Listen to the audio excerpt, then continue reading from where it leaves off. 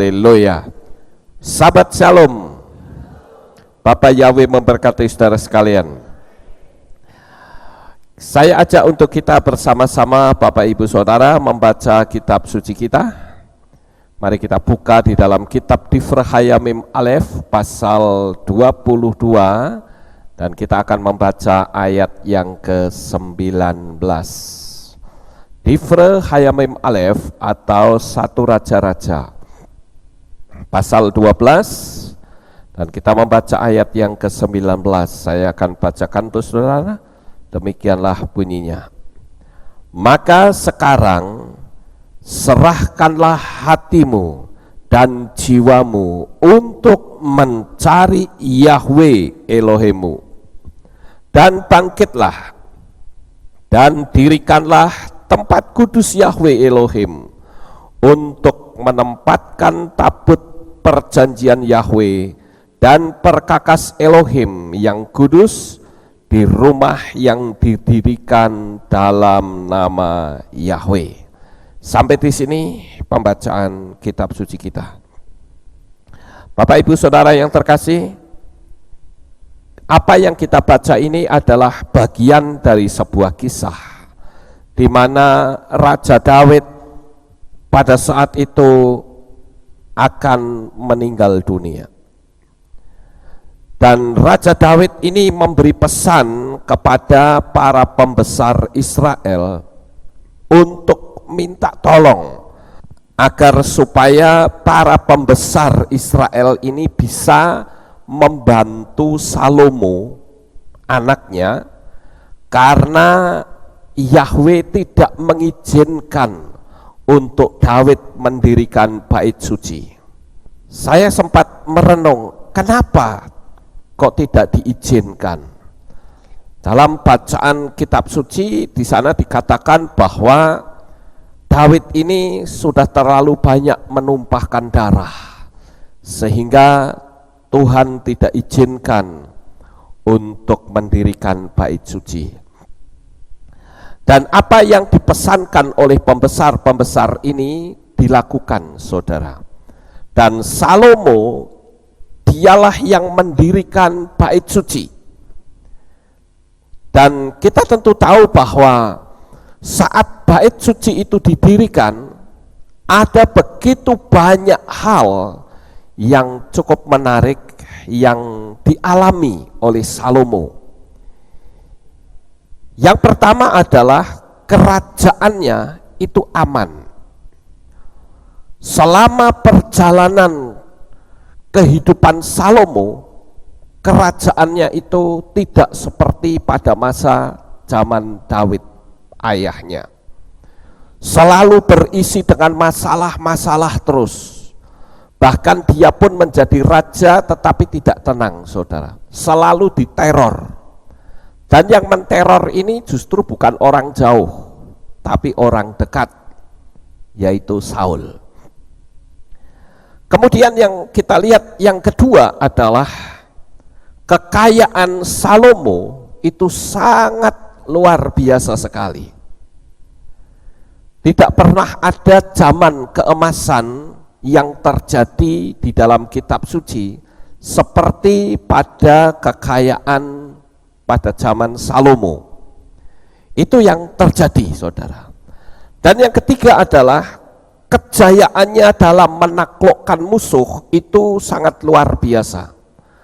Artinya orang tidak perlu melakukan peperangan, dia sudah tunduk kepada Salomo. Bahkan kalau kita lihat, saudara, ada seorang ratu yang disebut dengan Ratu Sheba, itu sempat datang berkunjung ke kerajaan Salomo. Dan apa yang diucapkan oleh Ratu Sheba ini sangat luar biasa. Karena dia katakan bahwa apa yang aku lihat secara langsung itu jauh lebih hebat daripada apa yang aku dengar. Biasanya kalau iklan itu selalu lebih baik dari aslinya, saudara. Tetapi peristiwa yang dialami oleh Ratu Sheba ini, dia bisa melihat sesuatu lebih dari apa yang diiklankan. Dan ini sangat luar biasa sekali. Dan yang sangat menarik perhatian saya di sini adalah adanya tabut perjanjian atau Aron Hebrit ya. Tabut perjanjian atau Aron Hebrit ini dipersiapkan dengan hati yang sungguh-sungguh. Artinya ketika Daud itu memberi perintah untuk supaya Salomo mendirikan bait suci, dia siapkan hatinya terlebih dahulu, baru setelah itu tabutnya ditaruh di bait suci itu, saudara-saudara. Dan yang terjadi itu sangat luar biasa. Seperti yang tadi saya sebut bahwa masa kejayaan kerajaan Salomo ini luar biasa. Karena apa? Karena adanya tabut perjanjian yang dipersiapkan dengan baik. Mungkin kalau ada di zaman sekarang, orang menganggap kok seperti jimat. Tetapi sebetulnya bagi orang Israel, keberadaan tabut perjanjian atau Aron Hebrit ini menjadi simbol dari kehadiran Tuhan sendiri. Saudara lihat pada waktu zaman Mose, ketika Mose menempatkan tabut perjanjian di kemah suci, maka di kemah suci itu di atasnya tabut perjanjian itu ada tiang awan. Dan ketika malam hari, tiang awan itu berubah menjadi tiang api. Saudara bisa bayangkan kehadiran Tuhan yang bisa disaksikan secara kasat mata, saudara. Kalau sekarang sepertinya peristiwa ini tidak pernah terjadi ya, saudara. Tetapi saya bisa membayangkan betapa hebatnya kalau kita bisa melihat fenomena kehadiran Tuhan dalam bentuk tiang awan. Bukan awan seperti yang kita lihat, itu kan kalau kena angin kabur, saudara. Kalau ini tidak, padahal itu di padang gurun, di padang pasir, yang tentu anginnya besar. Tetapi di atasnya tabut perjanjian di kemah suci itu ada tiang awan yang tinggi sekali, dan kalau siang dia bisa membentuk payung raksasa sehingga bangsa Israel itu dinaungi sekalipun panas terik, dan cuacanya pun kalau siang itu luar biasa panasnya, saudara. Bagi saudara yang pernah ke Israel, pasti saudara akan melihat peristiwa itu, di mana kondisi cuaca itu begitu panas. Saya waktu jalan di padang pasir saja rasanya nggak kuat ya, suhunya itu luar biasa panasnya. Tetapi saya bisa membayangkan bagaimana tiang awan pada waktu siang itu bisa membentuk payung raksasa. Jadi dinaungi, tidak kena sinar matahari secara langsung. Dan kalau sore hari, maka tiang awan itu berubah menjadi merah, saudara. Semakin malam, semakin berubah menjadi semakin terang.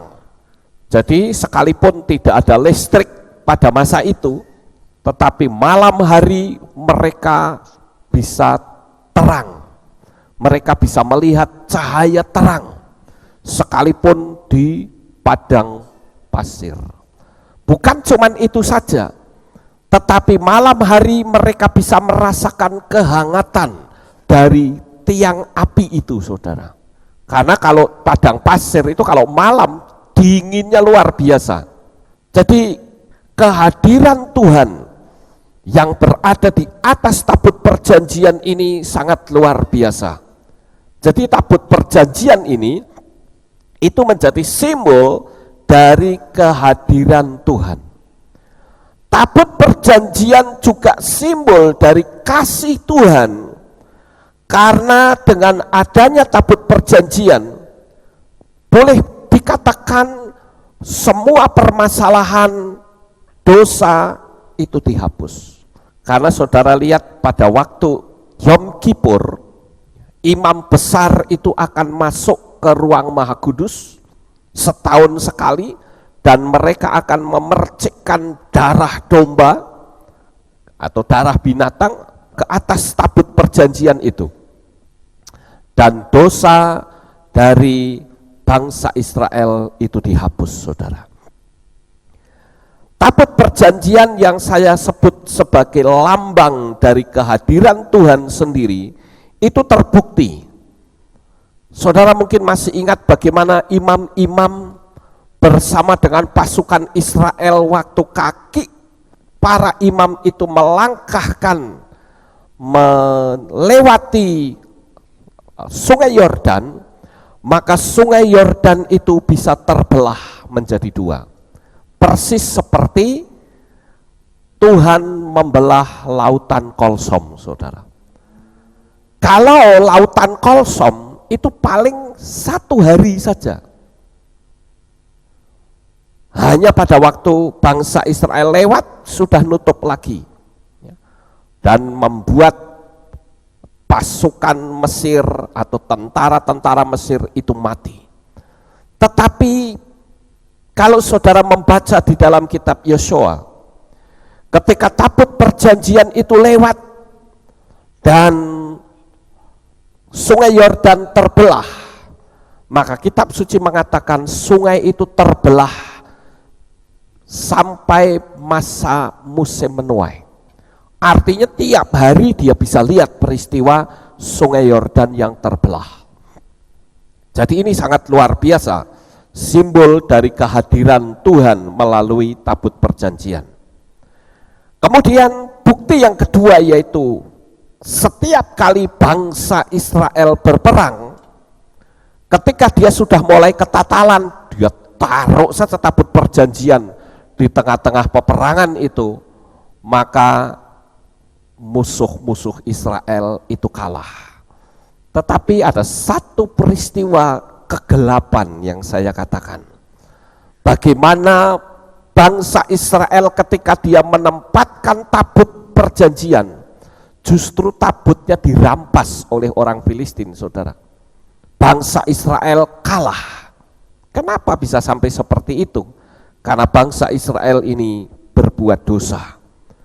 Dan saat tabut itu dirampas, tabut itu ditaruh di samping patung Dagon, tetapi patung itu pagi harinya roboh, saudara. Itu tanda bahwa kehadiran Tuhan itu nyata di tabut perjanjian. Kemudian kita juga melihat adanya seorang anak imam yang bernama Uza, itu juga mati, saudara, pada waktu Raja Daud membawa tabut perjanjian dari Baal Yehuda ke Yerusalem. Ketika itu tabut ditaruh di kereta dan kereta itu berjalan miring. Ada seorang yang bernama Uza itu memegang tabut perjanjian, maka ketika tangan dari Uza itu menyentuh tabut itu, maka Uza langsung mati. Itu tanda bahwa tabut perjanjian itu simbol dari kehadiran Tuhan.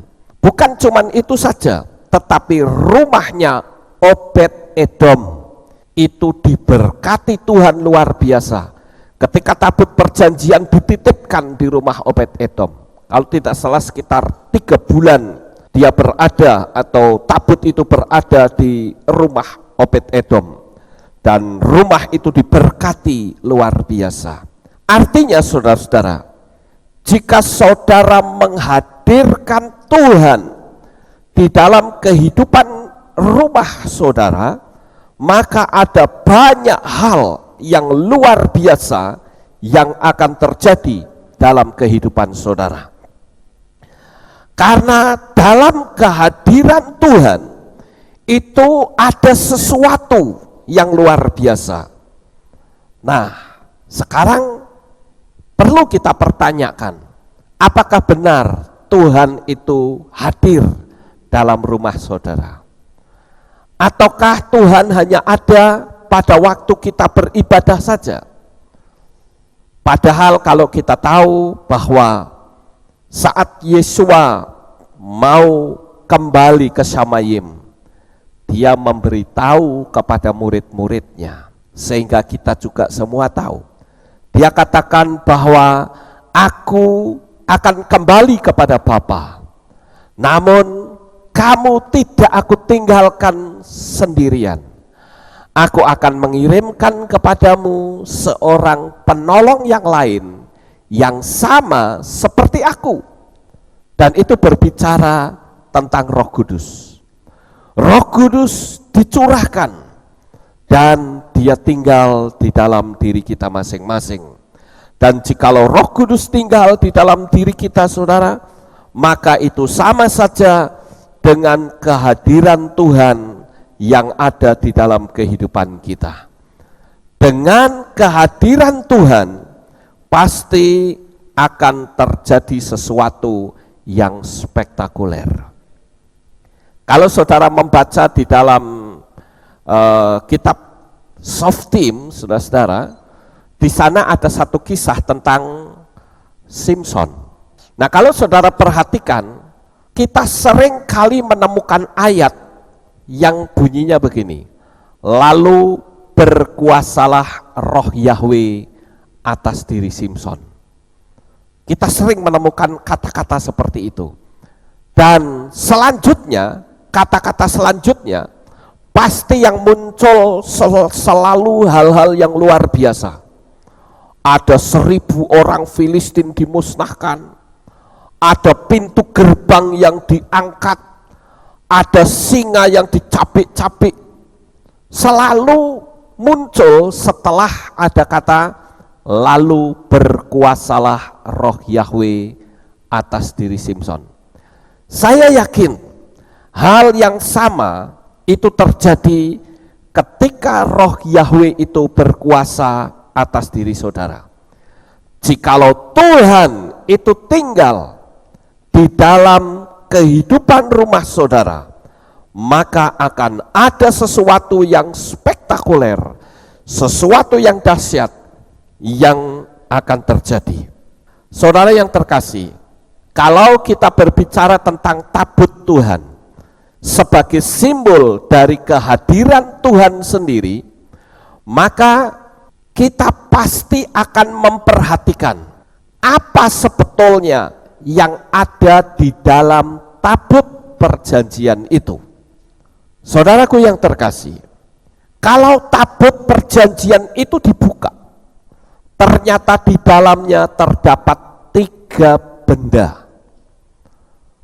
Dan 3 benda itu juga menyimbolkan sesuatu, ya, menjadi suatu lambang, satu simbol yang spektakuler juga untuk kita.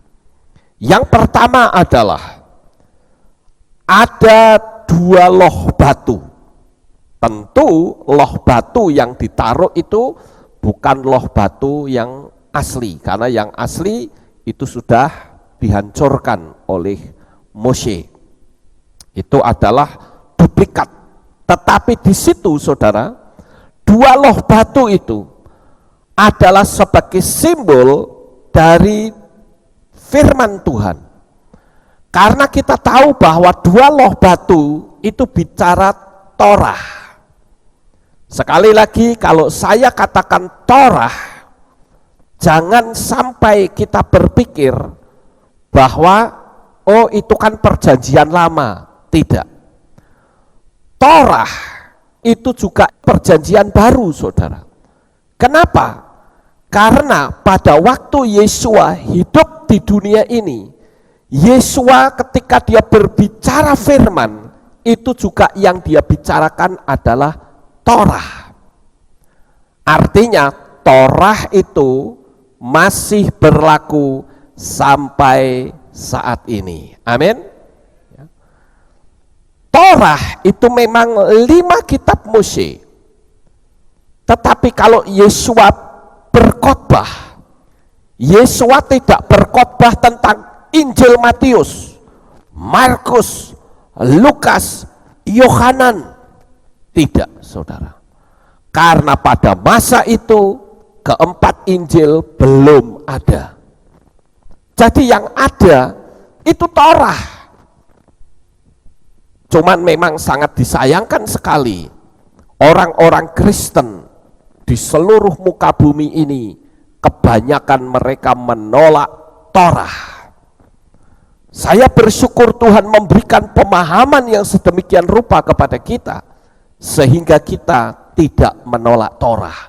Berbicara Torah itu juga berbicara tentang aturan hidup. Berbicara Torah itu juga berbicara tentang firman Tuhan.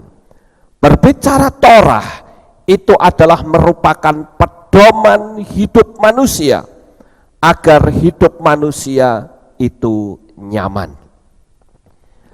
Jadi kalau ada Tuhan hadir dalam kehidupan rumah saudara, maka pasti ada firman, pasti ada aturan di dalam hidup. Kemudian yang kedua adalah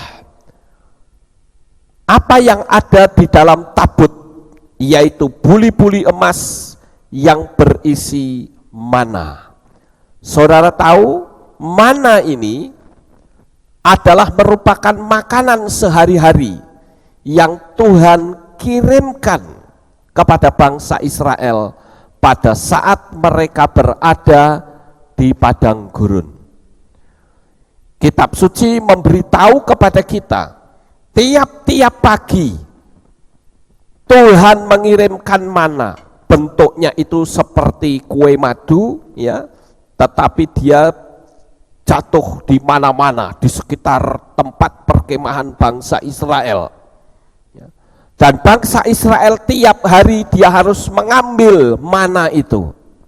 Dan kitab suci mengatakan orang yang mengambil banyak dia tidak kelimpahan, yang mengambil sedikit dia tidak kekurangan. Dan sungguh aneh saudara, mana itu muncul begitu banyak setiap hari Jumat. Kenapa? Karena hari Sabatnya mana tidak turun, saudara.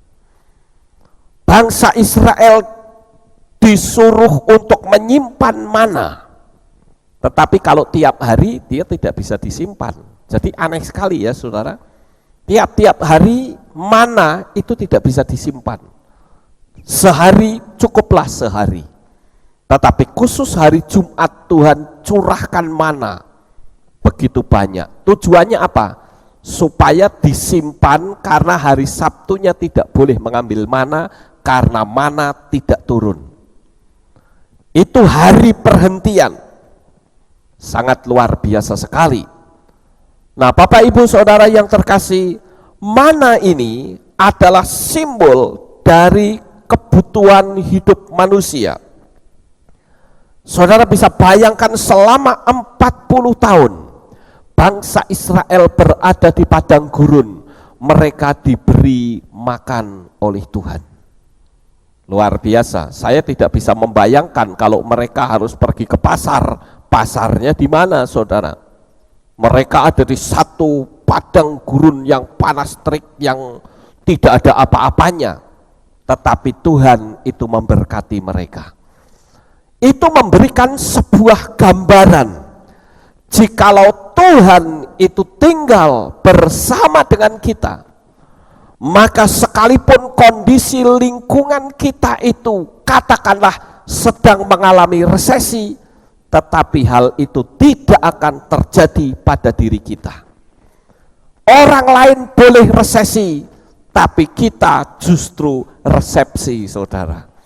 Orang lain kekurangan, Tuhan kasih kecukupan, kelimpahan bahkan kepada kita semua. Tetapi rahasianya adalah ada tabut Tuhan sebagai simbol dari kehadiran Tuhan sendiri. Jadi tiap hari kita harus berusaha untuk membuat Tuhan itu betah tinggal bersama dengan kita. Karena selama Tuhan tinggal bersama kita, yakinlah dunia boleh mengalami kekeringan, dunia boleh mengalami kegersangan, bahkan boleh terjadi resesi, tetapi anak-anak Tuhan akan dipeliharanya seperti bangsa Israel yang dipelihara oleh Bapa Yahweh selama 40 tahun dalam perjalanan. Mereka tidak ada apa-apa, tetapi Tuhan memelihara. Bahkan kitab suci mengatakan kasut yang dipakai atau sepatu, sandal yang dipakai oleh mereka tidak rusak. Luar biasa sekali, saudara. Yang penting buat Tuhan itu hadir dalam kehidupan kita. Kemudian yang ketiga, saudara, benda yang ketiga yang ada di tabut perjanjian adalah tongkat Harun yang bertunas. Nah, pada waktu dulu ketika zaman Mose, orang berusaha untuk menjadi imam pada waktu itu. Lalu orang berpikir, siapa ya yang nanti akan jadi imam? Lalu mereka disuruh mengumpulkan tongkat, saudara. Kalau nanti tongkatnya itu bertunas, maka si pemilik tongkat yang akan jadi imam. Dan saudara tahu, tongkat Harun adalah tongkat yang bertunas, sehingga Harun itu menjadi imam.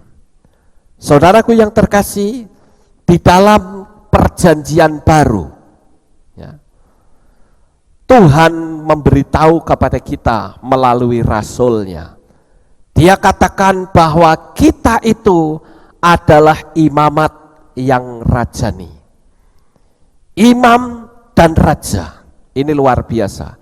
Imam itu berarti sebagai juru syafaat, menjadi intercession, menjadi pelindung di dalam kerohanian keluarga. Jadi imam ini artinya adalah seseorang yang membimbing kerohanian di dalam kehidupan bangsa Israel. Tetapi dalam perjanjian baru dikatakan bahwa kita semua adalah imamat yang rajani. Artinya kita memiliki hak untuk berhubungan langsung dengan Tuhan. Dimanapun saudara berada. Mungkin saudara sedang berada di luar kota, dan kebetulan pada waktu itu ada bahaya yang terjadi. Maka percayalah, saat saudara menjadi imam, saudara panggil Bapa Yahweh, Dia akan datang dan Dia memberikan pertolongan kepada saudara.